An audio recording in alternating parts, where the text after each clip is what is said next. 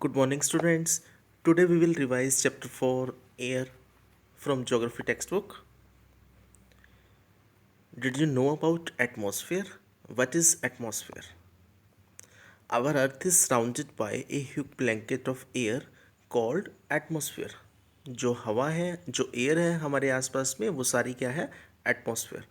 All living beings on this earth depend on the atmosphere for their survival. It provides us the air we breathe and protects us from the harmful effects of the sun rays. Without the blanket of protection, we would be baked live by the heat of the sun during day and get frozen during night. तो बिना इसके क्या होगा? या तो हम सर्दी में जम जाएंगे या फिर गर्मी के अंदर जो है ना जल जाएंगे, बिल्कुल झुलस जाएंगे. The air we take in while breathing actually a mixture of many gases. Can anyone tell me which gases are? These are nitrogen, oxygen, argon, carbon dioxide, and all other gases. Apart from these gases, tiny dust particles are also present in the air.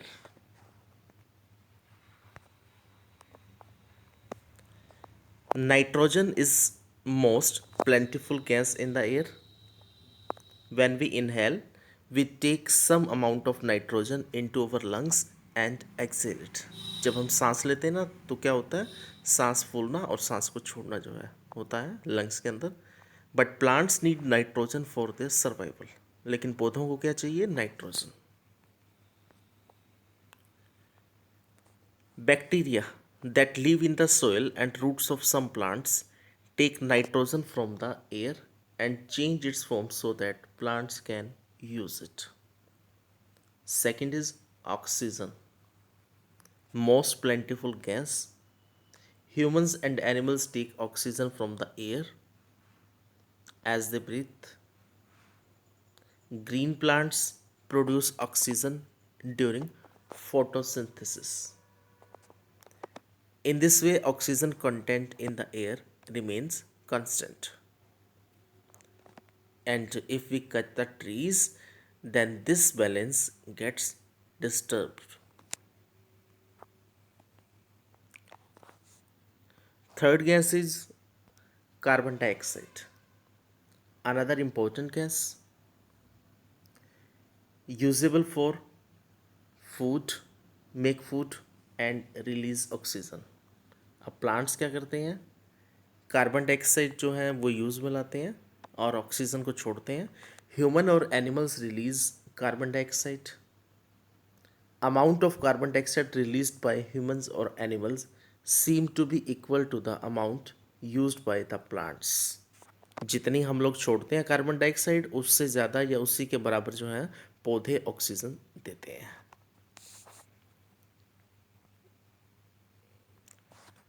Sometimes this balance is upset by burning of fuels such as coal and oil. तो कई बार ये balance जो है गड़बड़ा जाता है. जैसे हम व्हीकल्स को ज़्यादा यूज़ करते हैं, पॉल्यूशन ज़्यादा होता है उससे, बट ऑक्सीजन कम हो जाती है. Structure of atmosphere. Our atmosphere is divided into 5 layers starting from the earth's surface. These are troposphere, stratosphere, mesosphere, thermosphere and exosphere. First is troposphere. In this picture we may see the layers. First, troposphere, stratosphere, mesosphere, thermosphere and exosphere.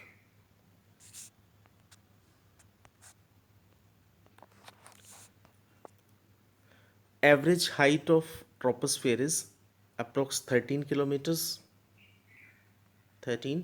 And जिस air के अंदर हम breath करते हैं, सांस लेते हैं, वो यहीं पर है ट्रोपोस्फेयर में. वेदर फिनोमिना जो है like rainfall, fog and hill storm यहीं पर होते हैं. Second is stratosphere, that's one. इसकी मैक्सिमम हाइट क्या है, या हाइट क्या है इसकी, एक्सटेंट हाइट क्या है, 50 किलोमीटर्स। क्लाउड्स यहाँ पर हैं, वेदर फिनोमिना यहाँ पर है, और जो एरोप्लेन्स हमारे फ्लाई करते हैं वो भी इसी जोन के अंदर करते हैं। वन मोर थिंग, जो बीच का जो बाउंड्री पोर्शन है, ट्रोपोस्फेयर और मेज स्ट्रेटोस्फेयर के बीच का, तो वो बाउंड्री लाइन क्या कहलाता है, tropopause.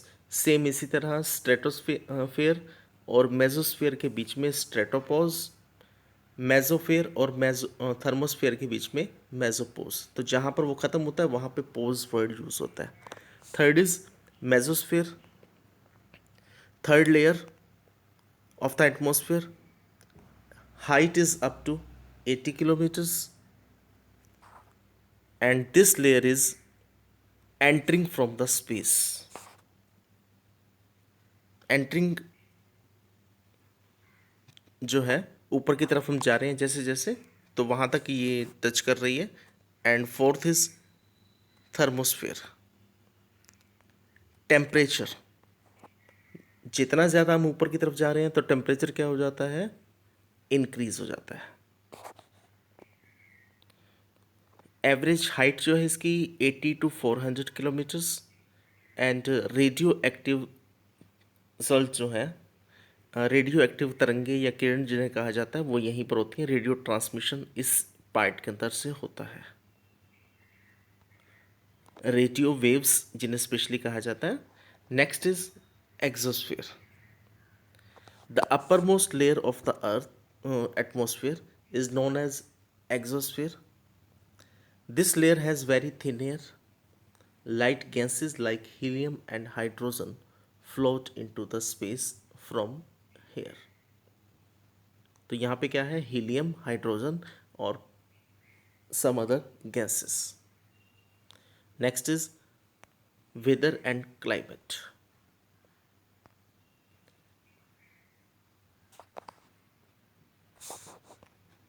Weather can change dramatically from day to day. अब वेदर की एक और कंडीशन क्या है कि थोड़ी थोड़ी देर में वेदर जो है कई बार चेंज होता रहता है। Weather is this hour to और day to day condition of the atmosphere. A hot और humid weather may make one irritable. तो गर्मी होती है या जब कई बार हुमस होती है, पसीना वगैरह आता है, स्वेट काफ़ी ज़्यादा होता है, तो हम क्या होते हैं, इरिटेट हो जाते हैं कि यार कितना गंदा मौसम है।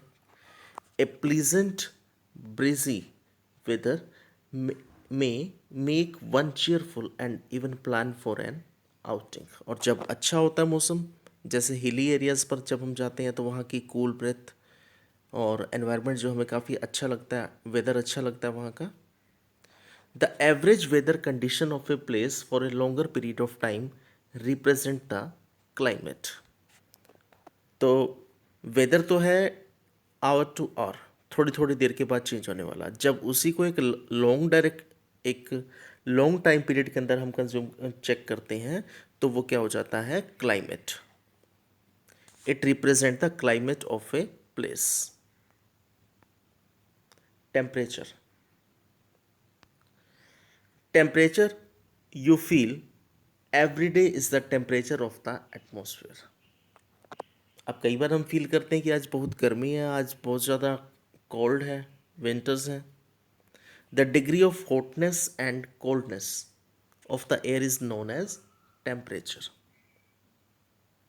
Not only between day and night but also from season to season.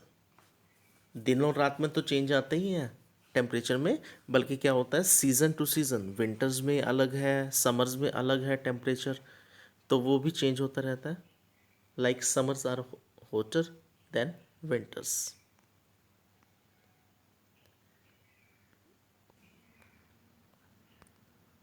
These are the some instruments which we use. Thermometer, बुखार हो जाता है तो डॉक्टर के पास जाते हैं ना, तो डॉक्टर क्या करता है, थर्मामीटर से चेक करता है हमारा टेम्परेचर।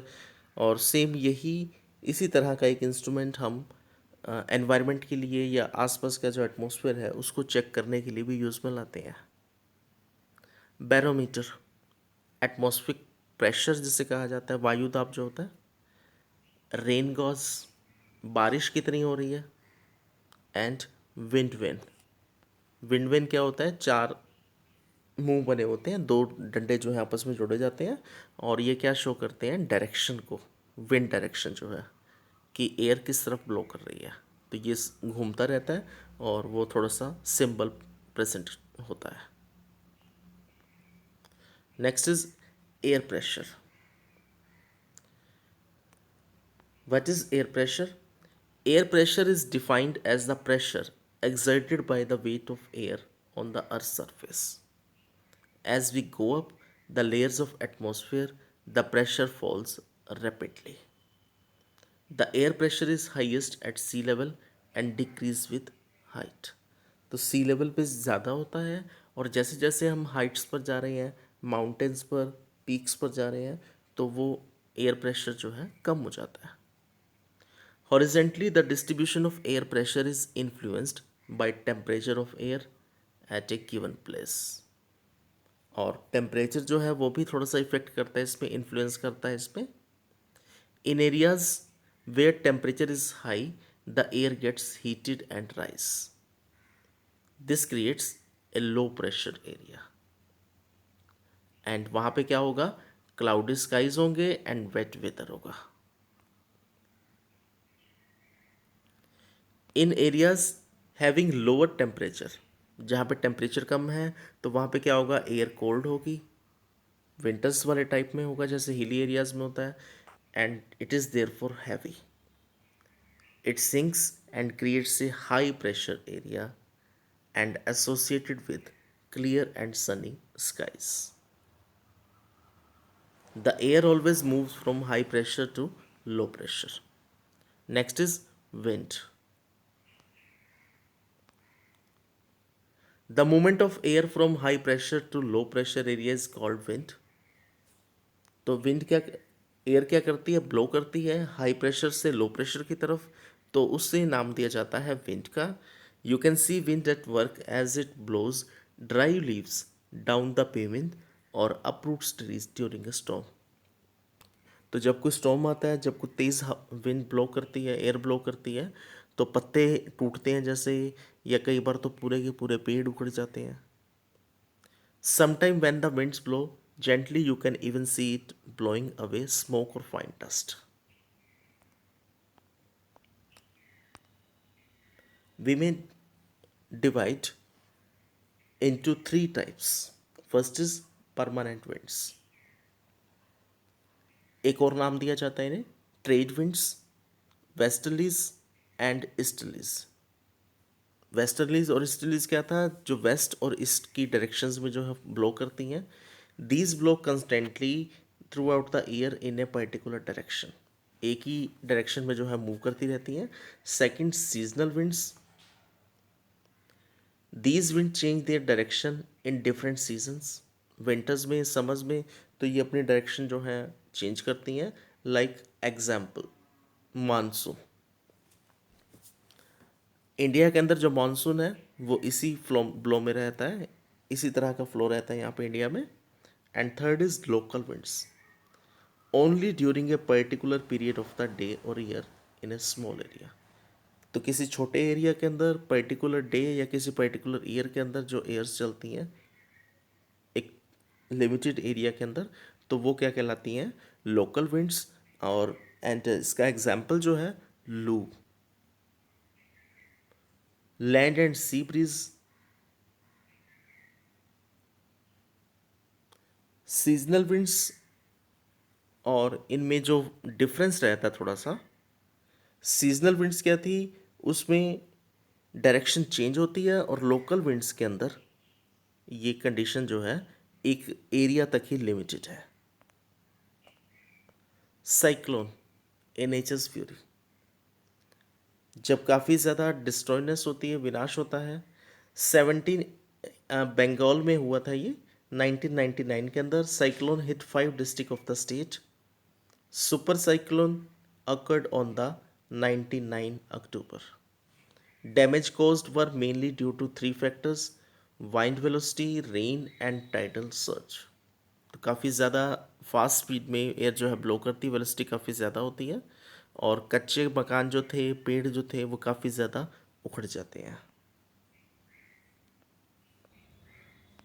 अब ये जो साइक्लोन यहाँ पर आया था, telecom lines snapped completely, heavy rain occurred, flooding in the major river of Odisha, and tidal waves that swept 20 kilometer inland and brought massive destruction of the coastal areas.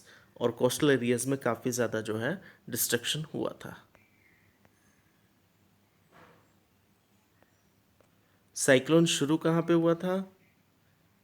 As a depression in the Gulf of Thailand near east of Port Blair, intensified into a supercyclone and hit the area between Irasma and Balikuda in Odisha. Supercyclone swept the entire coast of Odisha, include the cities of Bhubaneswar and Cuttack and 28 coastal towns. तो ये सारा area जो इसमें cover हो गया था।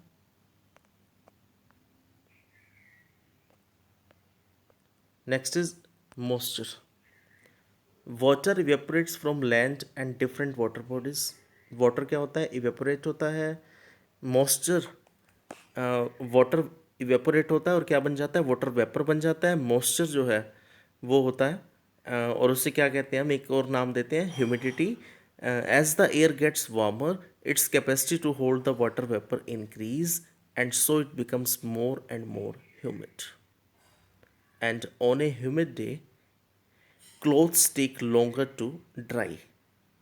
जब humid होती है तो क्या होता है? या तो बहुत ज़्यादा गर्मी हो तो कपड़े जल्दी सूखेंगे, लेकिन कई बार ऐसा मौसम होता है ना कि ना तो ठंडा है ना गर्म है, और कपड़ों को सूखने में ज़्यादा टाइम लगता है। When the water vapor rise, it starts cooling. The water vapor condense, causing formation of droplets of water. तो कंडेंसेशन जब होता है तो क्या होता है? ड्रॉपलेट्स ऑफ वाटर बनते हैं। Clouds are just masses such water droplets. तो ये ऊपर जाके क्या बन रहे हैं? क्लाउड्स बन रहे हैं, और फिर यही क्लाउड्स क्या करेंगे आगे? प्रेसिपिटेशन करेंगे आगे।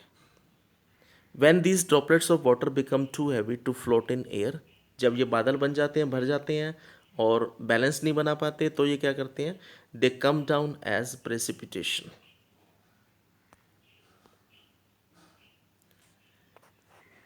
Jet planes flying in the sky leave a white trial behind them. जब कोई एरोप्लेन वगैरह जा रहा होता है तो क्या होता है? पीछे धुआं सा दिखाई देता है हमें। Precipitation that comes down to the earth in liquid form is called rain. और जब बादल भर जाते हैं तो क्या होता है? बारिश होती है। लिक्विड फॉर्म में जब आती है तो उसको क्या कहते हैं? हम रेन कहते हैं। Most of the ground water comes from rain water. ज़मीन के नीचे का जितना भी पानी है वो ज़्यादातर कहाँ से आता है? रेन वाटर से फील होता है। Plants help to increase water. When trees on hillsides are cut and flows down the bare mountains and can cause flooding of low-lying areas. And this rainfall is very important for the survival of plants and animals, brings fresh water to earth's surface. If rainfall is less, water scarcity and drought occur. On the other hand, it is more floods take place. Okay, students, today we have revised the chapter air. Read the lesson carefully and learn question answers from this chapter. Thank you.